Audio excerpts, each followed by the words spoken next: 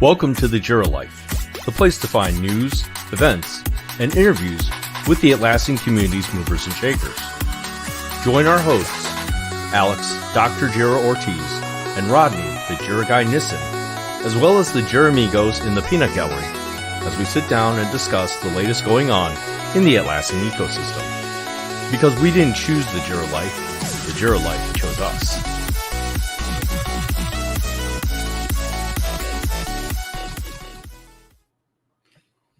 Hello, Jira amigos. Hello. You may have noticed a new thing on our intro. Did anybody spot it? A few things going on there. A couple new ones. We got new mug shots, so kudos to that. And a special, profound thank you to Revise for they reached out to us, said, hey, we want to be a part of what you guys do. So we're like, let's see what happens. The Jira Life has officially turned a new chapter. Hopefully, I believe the term Alex is looking for is sold out. Sold out. TJL Media, right? TGL Media. Right. So we have a really cool guest with us. Aaron, believe it or not, I've been wanting to talk to you since the beginning that we started this whole live stream stuff on the Jira Life, because you've been active interacting with us online, and until Team 24 I didn't even know what you looked like. I don't even think I recognized you when you ran up to me that day, because your profile picture is very different, but you're someone who has been there in the background for a very, very long time. And I think I even asked you, I was like, when I did see a Team 24, I was like, when are you going to be on the Jira Life? And here we are. Finally. Yeah, I'm excited to be here. What took so long? I don't know. I had to wait for JSM to get put up because the Excel sheet wasn't working. To my defense, we were not using Excel. We used it for like a week, people. Freaking Andy. I mean, we used it for like a week, but Alex, what was your and mine first impulse when we're like, we need to start getting a more streamlined way of getting guest information? A LinkedIn post, and then I would go back. Google Forms.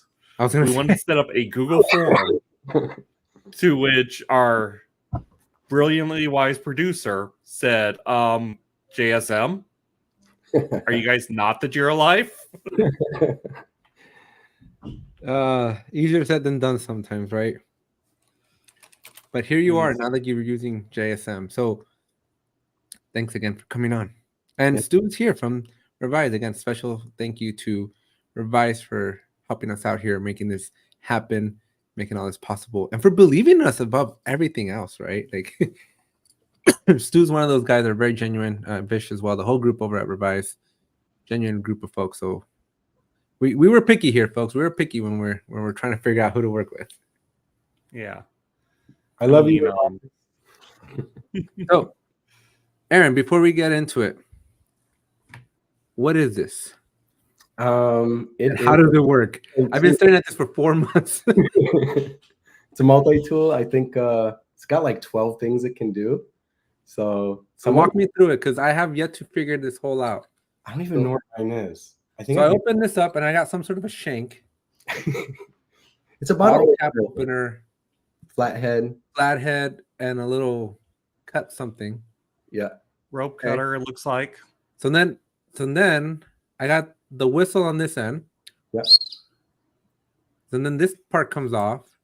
Yeah. I got this. Like, what is the purpose of this? Well, that's a Ferris rod for starting fires. Yeah, it's a flint. So you take the sharp end and you just flint that, and that flints it, and you can start the fire. Do it outside, Alex. Yes. Sharpen to what? No, the end that has the tool on it. See the sharp piece? You take that and you strike that against it, like downwards. Rub, not hit. And then it will spark. Ah, okay. You can now birch bark and make a fire. How in the world do I put this? Like, where does this piece go? There's another piece in there that like breaks, I think, that comes apart. And I remember this guy comes like off. Yep. And then I think inside there, It's been a while since I did it. It fits inside there, I think. There you go. I got a screwdriver. Yeah. And then what do I do with the lid part? I don't know. I think got the compass. the compass, but I think you just like put it on the other end or something. Now the compass part comes off, and I got like a glass cracker. Yep. Oh yeah, that's in case you get stuck in a car. Yeah. So I'm surviving. Folks, pick these up. You My guys sell boss- these online? My boss sent them to us and we were handing them out, and I was like, I gotta give some to all my buddies, like my Jira buddies. And so I went. I tell you, my I'm having a blast with all this. I won the contest because I got rid of most of them. I think I got 90% of them. I was sparking conversations, just saying, "Here, take this. Here, take this." And then I was like wondering in my head, how many people aren't going to make it back with those because they're considered a weapon. So, I mean, I always take a checked bag with me to team events, just so I have a way to get stuff like that back home. I drove there with the intention of expecting something like this. But no, thank you so much. I really appreciate it. It was my 7-year-old has been having a blast with this, just trying to mainly the. I was gonna say, you have any kids? But I just answered my question. I have a lot of kids. I was gonna say, as a parent, if you ever have any friends that have kids and you want to piss them off, give them toys that make a lot of noise, like a whistle. Yeah. I mean, whistles are great. I have a niece and nephew. I don't have any kids myself, which means I get to torture my sister, which is sweet, sweet payback for all the stress she caused me growing up. So, of course, I get them noisemakers like every Christmas. And if it's not that, it's like slime kits. The slime kits will irritate because we get it in the carpet and in the food and in like everything. Unfortunately, my niece and nephew are getting older now. They're moving out of the toys phase and more into, can you just get us video games, please? So it's getting harder to get them stuff to annoy my sister. So Aaron, I want to take everybody back to Monday, April 29th, 30th. What day was it? I think out of all the moments, there was a lot of memorable moments at Team 24 this year, but being with you at that welcome reception, overlooking the strip, God knows how many beers down, close to 11 p.m., and just staring out the window, I think we had one of the most profound conversations of our life. And you probably don't remember it, judging by your face. I think I do remember some of it, but I think I was at that state. Yeah. And so what did it have to do with? Remind me. So the idea was, Aaron, we're starting again. It was one of the most like, I don't know, tranquil moments, right? Because of all the noise, it kind of felt like the noise just tuned out for a minute. And we're overlooking the strip. Everybody's just like, it's quiet outside. And Aaron's like, I had a lot of kids I got to pay for college. Like a lot. And we're like, how are we going to do that? How are we going to pay for our kids' colleges? And Aaron and I were like, what if we got together all the greatest Jira admins ever and built a company with just like, it'd be like the Avengers of Jira admins. Yeah. And we're like, the Jira Avengers is already taken though. I'm aware, but they're not the king, the regular anymore. So I thought about Hey, they still hold the copyright. You know the X-Men? We could be the J-Men. Oh man, then we'd have the school. Before. We would have to have a school for the Atlassian gifted. Yeah, for sure. Bob could be Professor X. I can see Bob as a professor. But Professor J. Bob has been helping me with my whole Jira duties, and like low key, when I look at Bob, like I'm like, damn, this guy's like he's sharp. He doesn't play like you wouldn't tell from what from how he plays on TV, but he's a pretty sharp tool to have in your arsenal there. Mm-hmm. But yeah, no, it would definitely be an interesting idea of like what would happen if like the top 25 Jira admins of the world got together and like build the ultimate Atlassian consulting company. I think it would be platinum within a year. Platinum 6 months. Yeah, I thought like a year and a half going platinum was going to be like that's got to be a record. But if you had all those guys, I think it would definitely not be a record. It would be like they would be so fast that people, the Atlassian manager would probably go haywire. Like, what's going on? And he wants to know who judges who are the top 25. I would say the kudos from the Atlassian community. Oh, then I'm out because my kudos is that. I just learned about I like that kudos metric last night. though. I like that metric because it takes pressure off me. I don't have to worry about it. This is the guy that owns the website who just bought a URL. Bob, thanks for the congratulations, but we're not platinum quite yet. We got a few months to go. Few months, or at least 24 more admins to add to your payroll. Yeah, no. For Sentify, we have a few things left, just accreditations, but I think other than that, we're ready. Well, I mean, if you need some people who need a ACP 120, I know study course that's going on. Do it. So just a thought, just spitballing here, right? We're doing Avengers theme here. Disney owns Avengers, and if we all had like our little Avenger character shirt that we wear at Team 25, because like Stu's calling dibs on, like that would be like the ultimate Jira Life insiders merch that nobody would know, but one day we all just get together and Stu's got a Hawkeye. What was it? Ant-Man was with Robert, with Bob. Flash mob. Jimmy said he's going for In the middle of the keynote. Mickey pool. That would be a cool one. That would be a really cool one. Like think about the old Mickey Mouse back in the black and white versus like the new Mickey Mouse. That would kind of be like Mickey pool. But that would be interesting. So we're gonna come up with something. The Jira Life will have something that if you're an insider here on the Jira Life, if you're one of the peanut gallery folk, we will have something for you that we will coordinate. Team 25 is gonna be our year. I mean, we've got sponsorship money now. Lindsay said, "Whose superpower is sleeping?" I mean, if Disney owns Marvel, I suppose that'd make the Disney princesses part of the Marvel universe. I mean, it's only a moment of time before you have like Mickey Mouse fighting Iron Man, right? I would imagine it'd be like a Kingdom Hearts type of mashup. That'd be a game. I mean, how is that not already in Kingdom Hearts? I miss Kingdom Hearts so much. Did you ever play Kingdom Hearts? I played it a little bit. It wasn't on the console I had back when it was big. PS2, man. Everybody had a PS2. Yeah, I was a Nintendo kid. Oh. I think my PS2, I only have like 3 games. Well, Nintendo had a lot of games. We got like a whole Avengers thing happening next year. Then everybody get ready. We're gonna start working on it. We got 6 months to figure it out. That's enough time.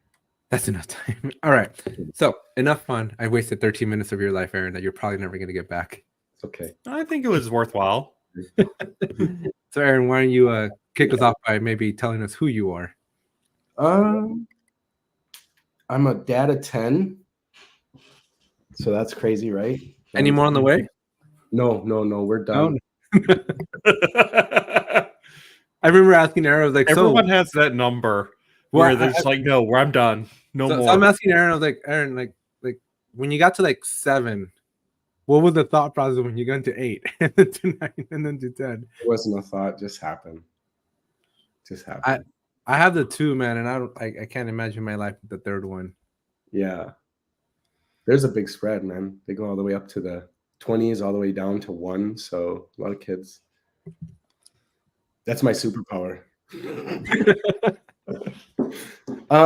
So you're probably thinking like, what's the origin story? Because the one thing we have in common with superheroes, we all have an origin story. So mine's kind of like everyone else's. That's one thing that's similar. I didn't just wake up in puberty and have like Atlassian powers like X-Men do. I was more like, hey, we bought Service Desk and we want you to figure out how to make it work. And then they're like, okay. And I was like level 3 help desk. So I did that. And then I found out, man, admins make good money and I'm not making good money. So I'm like, well, I'm going to start my own business after doing it for so many years. I was like, well, I'll just go do my own thing. And I actually was trying to become a partner, but I found out how hard that is by yourself. Like you can't do it by yourself. You need the 25 people, you need the team backing you, and you have to trust. And back then when I had my business, it was like a one-man show with a couple subcontractors. I was like not trusting. But that I've learned through the years that now, like to make that grow and that happen, if you're going to be a partner, you got to trust. So it's a cool thing to learn, that you have to, count on people to expand. But so my origin story is like everybody else's, just didn't want to like be an admin for like 30,000 a year. So I was like, let's keep going and let's grow. Let's try something new. And then just learning every day, like from the community to university to certs to online forums to whatever, Mac admins. Like I was trying to find everything out I could about Atlassian for like my first 5 years. It was like, just, that's all I did. Eat, sleep, shit, everything Atlassian. And I still kind of do that. So I tell people I bleed blue, but apparently you do some other stuff in blue. So what were you asking last night, Alex, about dreaming in Jira? I know, right? Well, my resolution shirt yesterday is like the eat, code, repeat. I think Aaron can make his own, and then Atlassian at the bottom. Yeah. That seems to be like, that's why we picked the motto of this channel, right? It's the Jira Life chooses us. Yeah. Mm-hmm. And it's kind of interesting. Like I see like the people that excel the most in the Atlassian community are the ones that live it, right? It becomes a part of them. Like here, like everybody in this call and then everybody in the chat here, right? Like this is why we have people in the chat, because they're vested in this. This is not just a job, right? It's not just something they clock in and clock out 9 to 5. It's something that like they genuinely care about and take extreme pride in it too. Oh yeah. Hence those kudos. If I got paid for all the hours I did Jira, man, I'd be banking right now. Like, You'd be able to afford those 10 college tuitions. Yeah, I would have already started the Jira vendors consulting company. You have enough kids to start your own Jira Ventures. I had my own business. I thought about putting them on the support desk, and then I was like, nah, they'll hate me if I did that. They'll hate you? My 12-year-old has like sat next to me. He's like, I'm interested in like this workflow thing. Like, how do you do a workflow? Mm-hmm. But it's definitely like, I don't know, like a lot of businesses, right? Like I come from Boeing, and when you talk about like 100-year-old company manufacturing, right? Like you got to think about how many generations of people have worked at Boeing, right? Like in their family, like the children of the children of the children. Mm-hmm. And it's interesting, like Atlassian is such, I mean, it's a 20-year-old company, right? But I think we're getting to the age where our kids are coming in. And like, I think I talked to Matt Higgins, I believe is his name. Like his son works at Atlassian. Oh, wow. Right. Yeah. So it's like, we're getting to the point where it's like a 2-generation thing now with Atlassian's old enough where you can have like my children can be in this space. I am hearing from people who are just now graduating from college, who went to college to be an Atlassian admin. And for all of us who, this wasn't the life we chose, it's just someone had to do the job and we were willing to learn. That blows my mind. People are going to school for this now.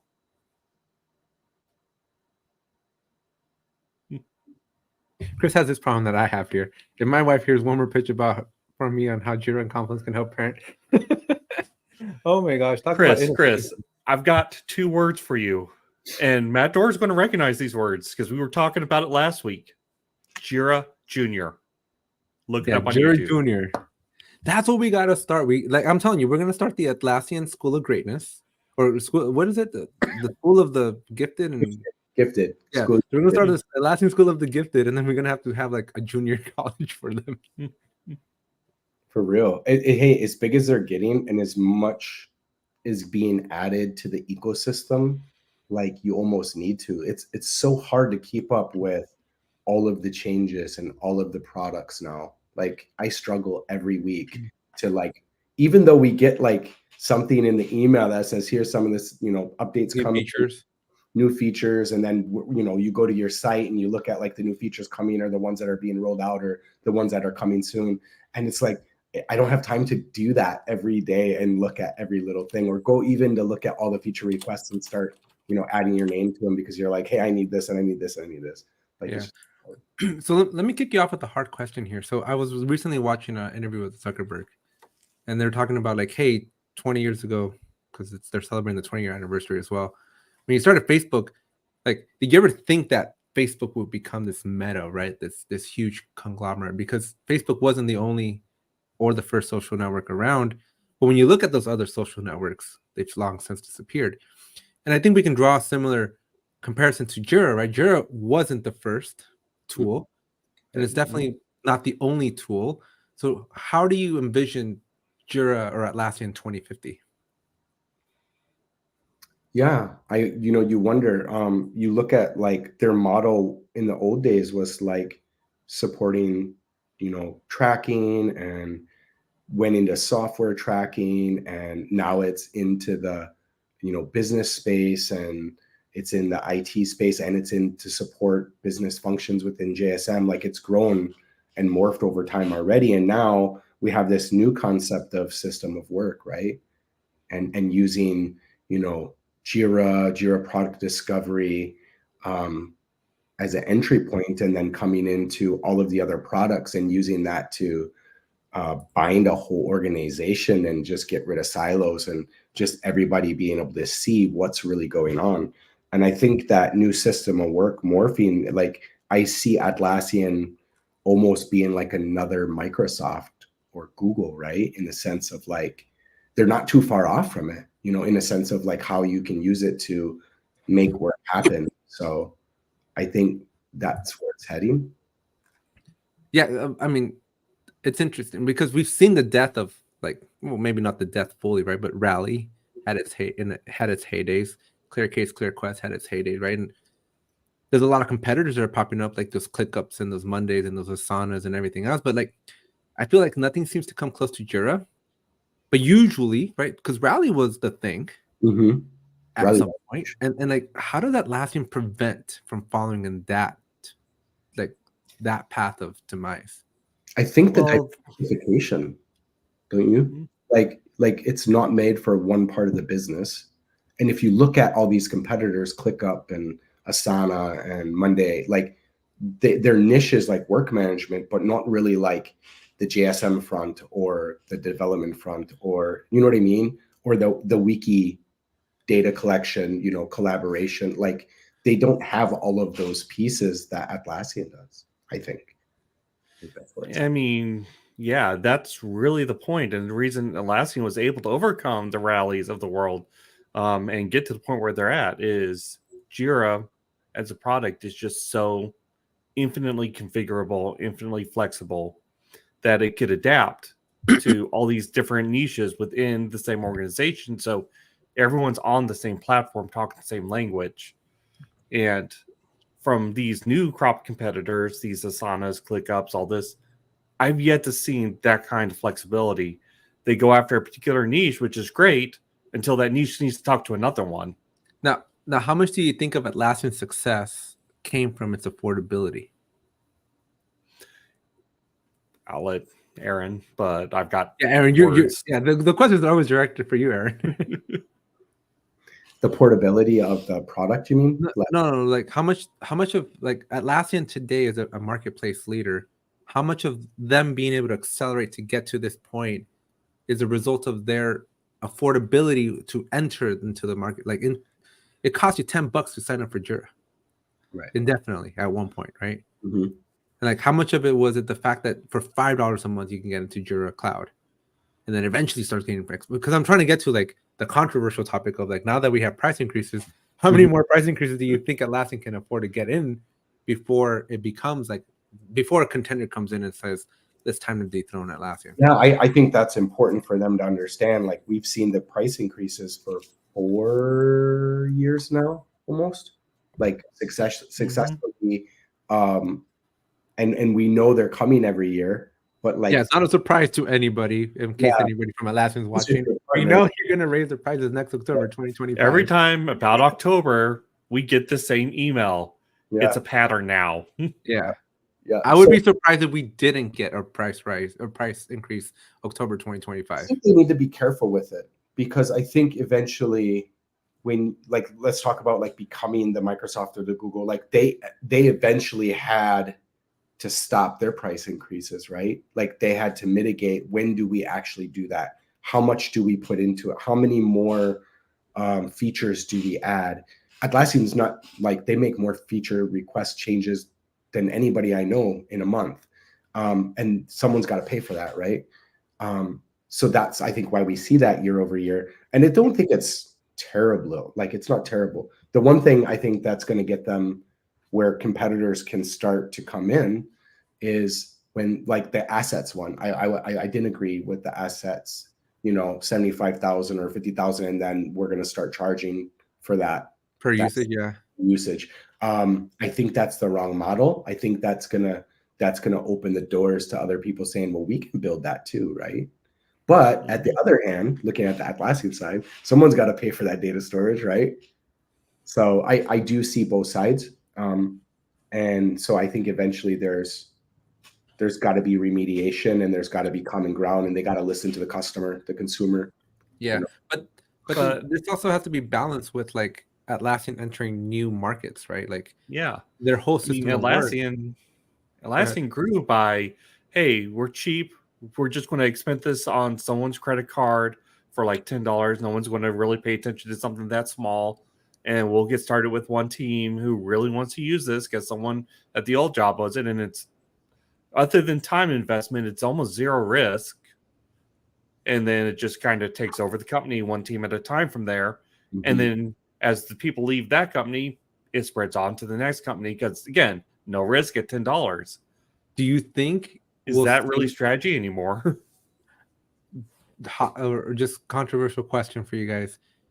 The streaming services, right? Just to kind of folding different worlds here. Disney Plus starts at $7 a month. It's now like $20 a month to get Disney Plus. Do you think we'll see some sort of a subsidized Atlassian cloud where maybe you get less features, or maybe you it's ad supported? Because we're starting to see a lot of ads in Jira, right? Do you see them doing something along that? You mean like not even a standard version, but something below the standard version? Yeah, just something that's like cheaper, because I think they're gonna. I think my opinions, right? Like, if you're using Jira, like if you're a Fortune 500 company and you haven't heard of Jira, like, how are you still a Fortune 500 company, right? So there's 500 companies in the Fortune 500 company list. I'm assuming all 500 have Jira. So what do you do when all 500 have Jira? You got to start reaching out to others, but those budgets get smaller and smaller and smaller, but their prices are getting more and more expensive. So there's like an intersection of like, there's going to be a cost and budget thing that. Well, I'll be honest with you. I don't think all Fortune 500 companies are using Jira. I don't think so. I haven't yet to hear of a company that doesn't use Jira. I'm just saying the reason I say that is because, like, the ones who are probably still on data center, or a good number. Yeah, but Jira nonetheless. Right. But they're not in the cloud yet. And so for the ones that didn't pick Jira, what did they pick? What were they using? Multiple different probably systems. Case request and TFS. I would say 70. Matt's right. I think it's 75. Probably about 75 of them. All right, fine. But then let's assume over the next 5 years they hit the last 25%. They're probably going to the cloud, right? I hope. If they go to data center, I'll do your migration for you. Fair enough. But anyways, the point I was trying to make is, like, I think Atlassian's got to be smart here, right? Because in the long term, they're going to hit some ceilings, right? And and they have to, from a market, from just like stock and Wall Street perspective, they must continue to grow. And in fact, when you go and look at the analysis reports of where Atlassian is going and where they're valuing the stock, they're like, they're hitting some glass ceilings here that they don't see growth apparently. I mean, at a certain point, we're going to start seeing some shrinkflation here, just because of how expensive Atlassian is getting. Well, look at the partner model right now. If you look at the partner, like what partners are dealing with, and they're talking to us, and we're talking about like the different things that we have to do and comply with, and what they want us to do. Like, For full disclosure, let's not get anybody fired. So no. carefully. What I'm saying is like that they're pushing the limits of us too, right? Like on the services side, they want us to like push for the services. They want the bigger companies, and I think, yeah, they want everything, and they want us to be in everything. And yeah, I've been getting tremendous pressure. I have an enterprise customer, and Atlassian has put tremendous pressure. Like, we want our executives talking to your executives because we want your whole enterprise on Atlassian. Yeah, but like, it's not even like can you set up a meeting? It's like, we need a date today. We've had. Yeah, it's that system of work though. Like, and if people understand how Atlassian pictures that system of work, and us partners and consultants start to build that, like, I don't see companies that don't want to be on it, because that system of work, right, from the start of entry point of things to the finish for every team, like, it's just no silos, cohesive, people working together to get work done in an agile mindset, right?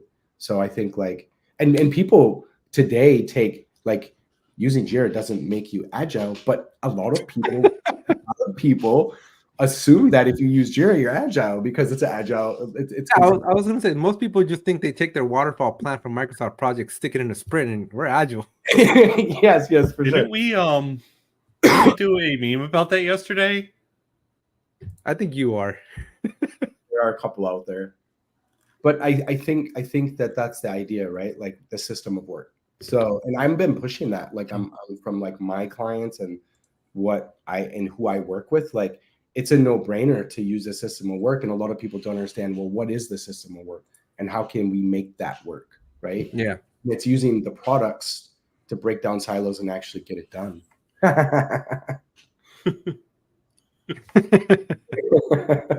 And on that lovely note, maybe we should start with the script. There you go. I guess. Where we at? You want to be boring. The first question of the script. What's the first one? The first one was, in your experience, what are common challenges organizations face when adopting JSM? How can they overcome them? A few. So, for disclosure, I'm pretty sure Atlassian is very interested in this question too. I would say a lot of people are coming from legacy systems like Remy and Snow, aka ServiceNow. I've heard they don't like to be called Snow, by the way. Yeah, I know. So when they come in from that area, they want to apply the methods, the methodologies, the ideologies of that system in Jira, and they're trying to rebuild that. And that, like, we know that that's not applicable. Although it's a flexible system, why would you want to build what you're going away from, right? Like, we're going away from that system for a reason. It's not working for us. And Atlassian's about half the cost. So, but like, when we come over to this new system, we have to look at like, well, how does this system work and how can we make it work for them? So I think one of the biggest pitfalls I see is trying to bring the legacy system. Doesn't matter if it's a big system like ServiceNow or Remy or Freshdesk or something that's old school, right? Or in-house made. Like, it doesn't matter. Like, we want to come into using the Atlassian platform, and how does that work? Zendesk. Yeah, I just did one of those. So I think not bringing that across all not just JSM, right? Like, we're just making fun of the whole waterfall thing, right? But a lot of companies, the biggest things that make me cry is when I go see a waterfall type of mentality inside of Jira and the Scrum project. Oh yeah, for sure. I think bringing any of those methods into there and not.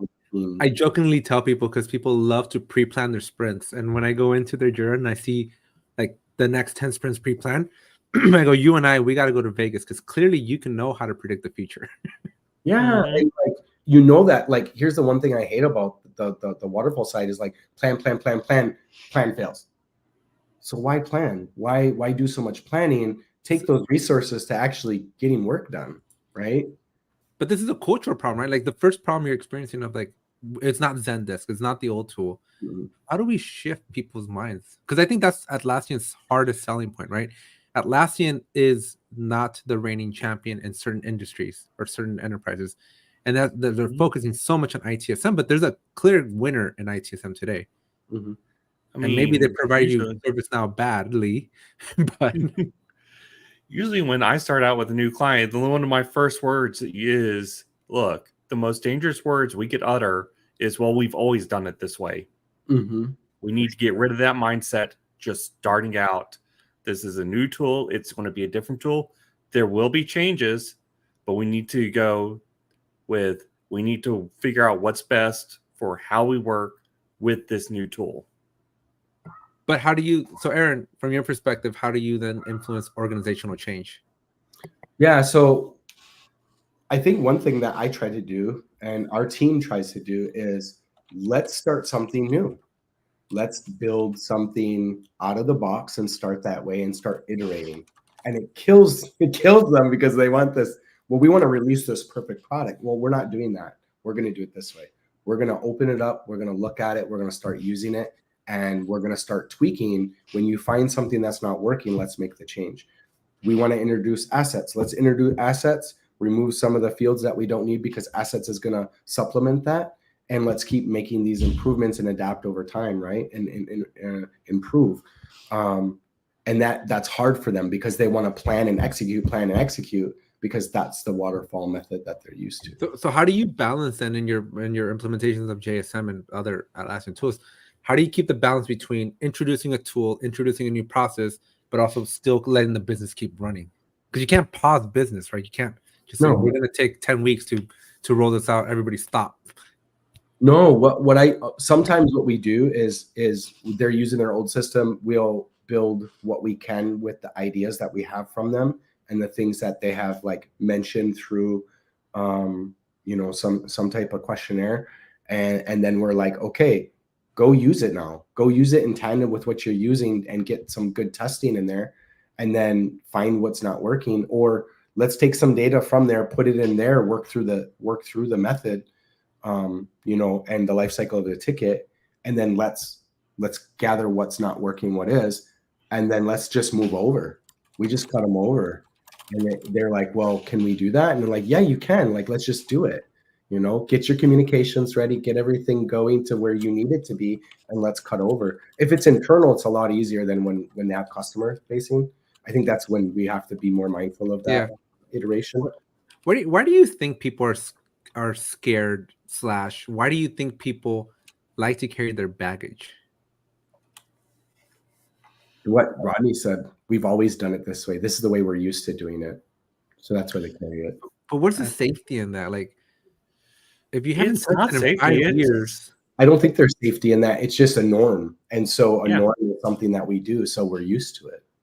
What I was told, what it was called when I went through college was change inertia. Mm-hmm. In order to change, you have to get change moving. But just like physics inertia, there's a lag time when you try and get that where you have to overcome some amount of inertia there. Mm-hmm. Yeah, it's scary to change. Change is not accepted by a lot of people, and the ones that do accept change, the ones who are probably been working in a more agile way are kind of used to change, where some aren't. I'll give you a good example. I worked for a company and I came in and I pushed my limits with change and like how we're doing things.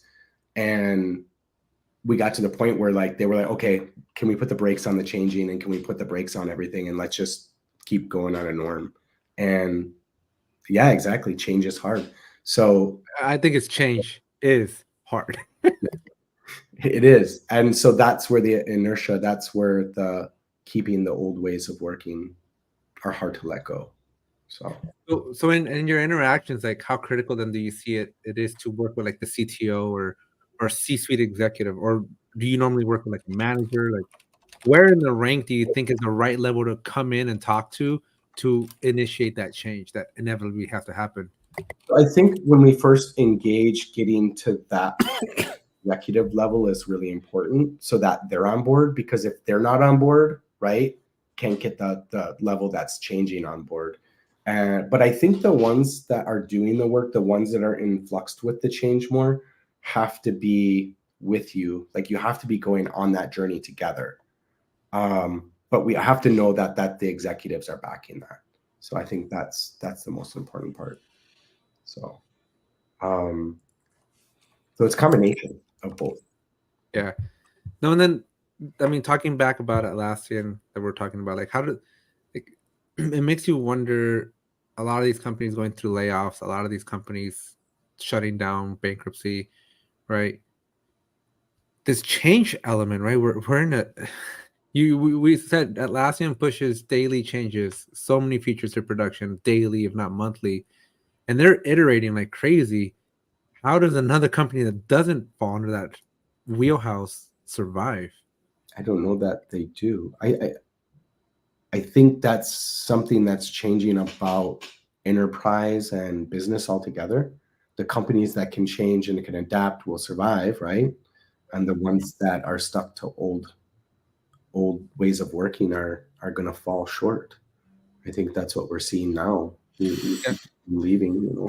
And I bring this up, right, because I just watched like Cisco laid off like what, some 7%, something like that, of their staff recently, like just last couple of weeks, right? And I'm seeing all the layoff reports basically saying, oh, we're restructuring to be more efficient. But what is more efficient? It means to be lean, right? Like it means to like do more with less, I think is the ideology. But like materialistically, like how? There is a limit to what an individual worker can output. Mm-hmm. With the birth of recent tools, it is still an upper limit to what an individual worker can output. That is the basis of economic theory right there. But I think like I'm seeing more and more companies try to become more lean so that, you know, because hiring people is getting expensive too, right? Yeah. So the leaner the team in the sense of like we have enough to make work and then making them proficient at work. Right. And I think the right systems, the right methods, the right ideologies, the right mindset, you can do that. My team is one of those teams, you know. But a lot of times when we're talking lean, though, we're also kind of talking agile in a sense, right? Like, but a lot of that's dying too in companies. I mean, Yumi said it earlier in chat. Agile is dead. I think certain concepts. I don't think agile is. I think agile is going through its own morphosis. Like Scrum. What's more efficient now, Scrum or Kanban? You see a lot of people going pro Kanban and these different types of metrics like cycle time and some of these other things rather than effort and story points because it's arbitrary. Let's get the real metrics. So things are moving from an arbitrary type way of working into like, I want real metrics. I want real time. I want things to keep moving. And I think that's the way of things going. I mean, we look at change. We look at the early internet from like 2000 beforehand. The websites you'd use on a regular basis would change pretty much every year. At least that's what it felt like growing up back then. And since about 2000, 2005, we kind of cemented the same group of websites. And they're still the websites for the most part we're using today. If we use something new, it's in addition to because it's a new industry or a new concept. I think we're starting to face a reckoning with the economy where we're going back to the way the internet was before, where it was just innovating so much that we're using different sites. We're seeing different changes there. It's just an interesting, like, I don't know. I like to think 5 steps ahead, and I just don't see where companies, economy, processes, like I'm in it every day, and I grow more and more frustrated every day. Yeah. And I do not see a light at any tunnel. System of work, man. It's all changing to the system of work. But what does that even mean? Because I don't think Atlassian knows what that means yet. I think it does. I think it knows like you have these set of tools for communication and for tracking, and they're all intertwined together. So that's theoretical. It's theoretical, but put it to practice. Have you done it? Have you put it to practice? No, because we go back to the change is hard. Everybody complains and moans and puts up a fit and makes it really hard to get the system of systems integrated. Name a company that is of scale that can follow the system of work methodology. Maybe then you can't have them there. But that's what I'm trying to get to, right? Like Atlassian's got like this wishful, like this is where we see the world going, but there's no like connecting the dot of how you get there.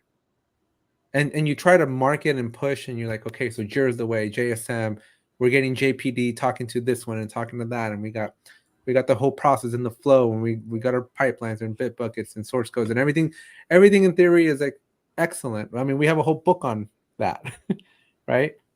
But then, like, I work with a team where we're talking tools today, and like everybody has like a 50,000 tools that all do the same thing, and like nobody can pick one tool to do this work. And yeah, a lot of teams are going through that consolidation, and it's like growing pains because nobody wants to let go.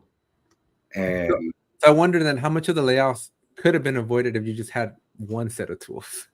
And I think that's what Atlassian is posing, right? Like, we're your system of work, we're your set of tools along with your IDP, like Microsoft. But there's no documentation. Like, how do you roll that out? Like in Agile, we had an Agile manifesto in the Scrum book, and like who can go and evangelize system of work if not just Mark Cruz? I'll go with him. Yeah, I know.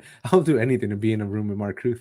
Yeah, he's such a good guy, man. Last time I was, he was shout out. Not sponsored by Mark Cruz, but shout out to Mark Cruz, one of the best Atlassians out there. Mm-hmm. Yeah, I don't know. So much fun to be around too. He is. He evangelizes fun and happiness, along with Fun Inc. Not sponsored too. Fun Man. I don't think what Andy, what Fun Man's been up to. But I don't know. Just it's all interesting phenomenons to me because like we have these tools that can change, that can make companies better, and I wonder then if it's too late for certain companies and startups. Like, where do startups come into play? Startups don't have Atlassian money. Atlassian's like, hey, we'll give you a startup. We'll give it to you for free. We just want you at the beginning. And that's the right way. That's how you get them. Mm-hmm. And that was a good move. I think like that was brilliant. That was amazing. And I would say the same thing. Start the system of work at day one. And now you've got it. Okay. So then that's where team managed projects start making sense.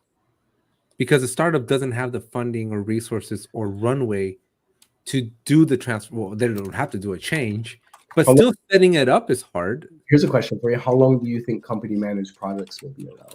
Because I think it's a matter of time before everything's like a JPD or... Yeah, if I had to look long-term, like at the roadmap, and the way Atlassian needs to grow to enter new markets, because again, I think they're saturating the Fortune 500 companies, I would say they have to have plug and play Jira elements that just work by looking at, like, just super easy. Right. Well, I mean, if you look at Teams 24 and some of the stuff that came out with like the Jira merging with work management and software being one thing, it almost looks like it's going to like the JPD and easy to manage and easy to move and easy to go. Well, Mark Ruth and I were talking about, like, at one point you will not need the Jira admin to do the workflows because you just AI will, like, Robo will do it for you, right? So then it's been awesome, by the way. So are you liking it? Yeah. I saw it a little bit with Jan Schumacher, but I don't know. I'm still waiting. But the point I'm trying to make, though, like, the role of the Jira admin will have to shift over time because gone will be our days of configuring workflows and statuses. But even with the team managed projects, even with the stuff that's plug and play, you can still screw it up. Right. And I think you always need the admin for that. The other thing is, like, I don't think you're going to have Rovo or anything doing any of your admin console work, right? Like, you look at that place, that's a very touchy place. So you're talking about security, IP allow lists, policies, IDP connectors, like that's all going to be us doing that. The other thing is, what are we going to shift into? And Mark alluded to this. Well, we're going to be doing that stuff, but we're also going to be helping with the system of work. How does things flow through the system of work? And that's what we're going to morph into, guiding teams to make those processes work. The other thing is, like, I don't think you won't have an admin doing your assets database connector stuff. Like, that's all very technical things, and knowing how to set up, you know, your asset management database and your imports and your connectors like that. That's not something that Rovo is going to do, I don't think. Yeah, every company's going to be too unique. I do see Rovo being answering the question, how do you set it up? And the admin being, how do you work? How do you use it? Mm-hmm. I think so. I think you're still gonna need someone there with the why. Because like, should you do it just because you can't do it doesn't mean you should always do it. That should be all of us. That should be our main saying, because that's the truth. And I don't know how many times I pose that to a client or a customer. Should you do it?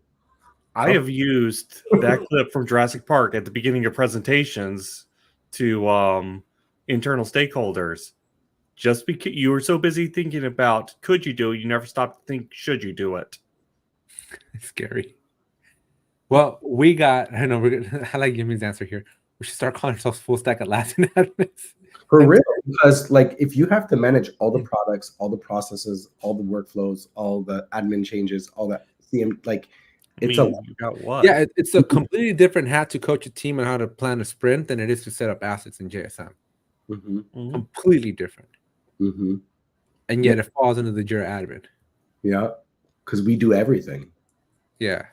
We always have. We were trainers, we were business analysts, we were workflow experts, we were shirt idea, full stack Atlassian admin. Can I be the principal? Just kidding. Principal full stack admin. Oh man, so we are unfortunately running out of time and not going to even be able to get to the rest of the questions. But let's talk about you. There's a rumor that apparently you're launching something. So I'm working in the background and I'm trying to get into the creators in a way, because I wanted to start doing some how-to videos, but I don't want to do what everybody else is doing. So if you just did videos on assets, you'd be fine though, because nobody's competing with you there. Except Yimmy. There's some good ones out there, but I want to deep dive into things that people aren't talking about, like admin council stuff, compliance stuff, asset stuff that's deep, like deep into the weeds, right? Not high level. I want to really dive deep. So I want to help everybody learn how to use their Atlassian Mojo. So that's what I was going to call my channel, is Atlassian Mojo. My issues are not about that stuff. I don't know how to do all the videography and all of the, like, I'm like simple guy, right? Like that's what we do this live stream. There's no editing here. Yeah. 20 minutes. So, yeah, I really want to get into that, but I have 10 kids and a wife and a family and a big full stack of work. So it's really hard to get at that and still do my Atlassian community stuff. So it's kind of, I was going to say, try doing some Jira duties. I do my Jira duties too. I have my Jira duties. I'm staying on point with them because I'm a, both online and ACES leader. So I'm going to do my Jira duties. That's exciting. Well, we may have lost him. Nope, but it's still there. Kind of, maybe. As we're going to enter the last phase here. Are you there? Hey, Ron. Can you hear? Okay, cool. Oh, yeah. I think, Rodney, over to you. I think we got like a few minutes, and our quizzes now are longer than ever. So, yeah, we got new questions again. Thank you, Lina. Really, we needed some new questions long ago, but here we are. So, wait, so Aaron, are you familiar with the next segment? Yeah. I'm here. We're going to put you on the hot seat for the next 7 minutes. You get to... We got 5 questions for you. They're either short answer, A and B, fill in the blank. The whole point is to get your answer as quickly as possible. We will give you a chance to explain your answer between each question, but we want your immediate reaction because that's probably going to be your most honest reaction. And I have to agree with your answer. If not, you got to convince me why not. Okay. Alex will judge. I won't, but Alex will. Judgy. All right. So first one. The last book I read was... Transformers book. Transformers have a book? Yeah, they got like a series of books. I just can't remember which one it was.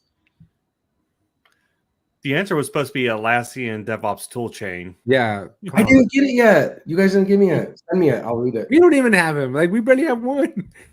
Our publisher, man, I swear. They were hounding us. Get this book out. Get this book out. It's going to publish in this date. And all 4 of us were like, why in the world would you like advertise a publish date without maybe, I don't know, checking with the authors? So can we get it on Amazon yet? Yeah, it's on Yeah, Amazon. you can. It's on Amazon since like July 16th, like almost 2 months now. Well, I'll go buy it now. And but then once we publish the book, we haven't been able to get a hold of that publisher. Oh no. They're somewhere out there. All right. So, question number 2. If you had to explain Jira to someone who has never used a computer, how would you describe it? Passing messages along to your friend. Smoke signals. How like you just pass? That's all you're doing, passing messages. Just tell them it's texting on your phone to your friend, except you're typing it into this little box. I like this guy. It's like Trello but harder.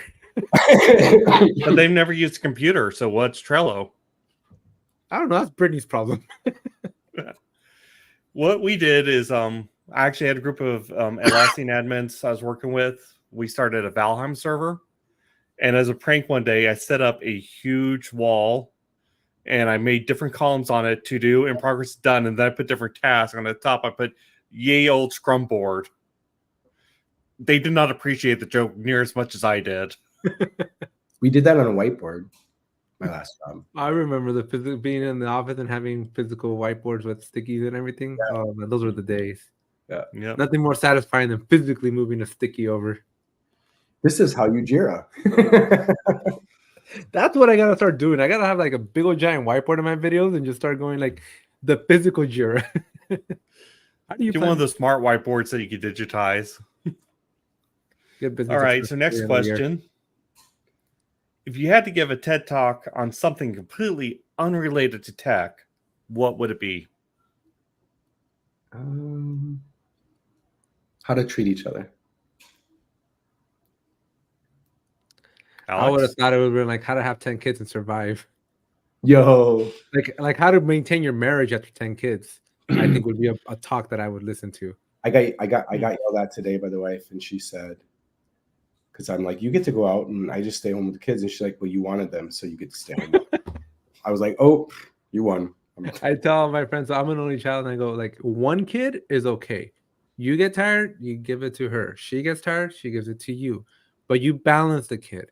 2 kids starts pushing a limit because now each of you have one. You can swap them out, but each of you have one. But once you go 3 and up, like, it's game over. There's nothing saving your marriage at that point. I mean, you add another one, it's no different. It's all. So it's just yes, it's an economies of scale at that point. Scale. 350, it's all the same problem at that point. I mean, at a certain point, you have to get to a point where the older kids can start helping out with some of the younger ones. They do. Did you ever think that maybe you'd have each kid for each like major like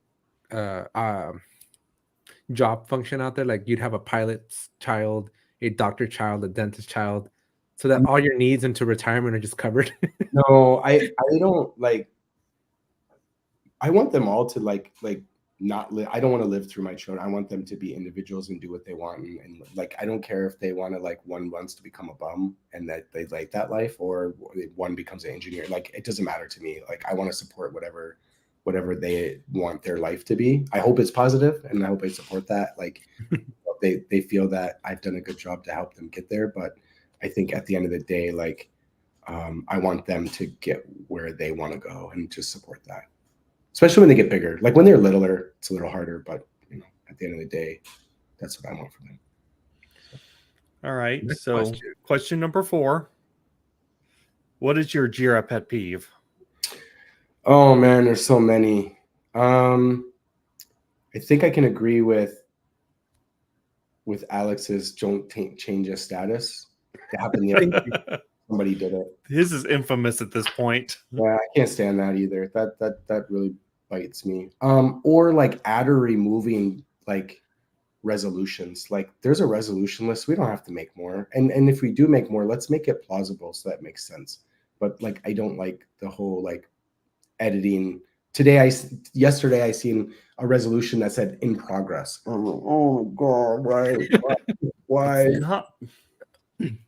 Don't do that. That hurt. I'm telling you, this is why I am both worried but very excited for team managed projects. Because at least today with company managed projects, you could put somebody at the helm that has some common sense. Well, you don't have In resolutions to theory. manage, so it doesn't matter. But they might come later. They You might. didn't have shared custom fields, and now you do, Yeah. right? Well, they're shared with the company managed projects, but you know what I'm talking about, right? Like they used to be very siloed, and now you can actually tap in. So they may come later, but you're giving too much power to too many people. Yeah. Sometimes. It's gonna end badly. Last question, because we're out of time. All right. So And this is last another trick question. My favorite YouTuber and or podcaster is The Jira Life. There you go. This time you pass. No, but seriously. No, it is. It's the only one I actually subscribe to. I'll be honest. Nice. We'll appreciate it. Oh, we appreciate it. Well, Aaron, that brings us up to the top of the hour, and we're 40 seconds over. And special thank you to Stu and the rest of the Revise team for making all this possible and for, again, believing in us, because we've been at this for a year and a half, and it's really nice to somebody just, throw support at us and go, we believe in what you guys are doing here, and we just want to be a part of that. So check out Revise. They have a couple of different apps out there, and they might save your behind one day. Yep. Look for And as always, and as we always say, we didn't choose the Jira Life. Jira Life chose us. Thank you. Thank you for listening to the Jira Life. Our hosts are Alex, Dr. Jira Ortiz, and Rodney, the Jira Guy, Nissen. You can find Alex on YouTube at 8Tech Tutorials, and Rodney's blog is found over at thejiraguy.com. Our producers are Robert King Bob Wen and Lina Ortiz. You can catch us live as we record this podcast every Thursday at 2 p.m. Pacific, 5 p.m. Eastern on YouTube at The Jira Life. Be sure to join us and our other Jira Amigos of the Peanut Gallery every week to ask your questions, let us know your comments, and just tell us what you're up to. But if you can't join us live, you can still catch the replay over on YouTube. Don't forget to like, comment, subscribe, and hit that bell while you're watching. We're also available as a podcast over on Apple iTunes, Spotify, or wherever you get your podcasts. If you listen to it and think it deserves a rating, we would very much appreciate it, as it will help others discover the Jira Life. Because we didn't choose the Jira Life. The Jira Life chose us.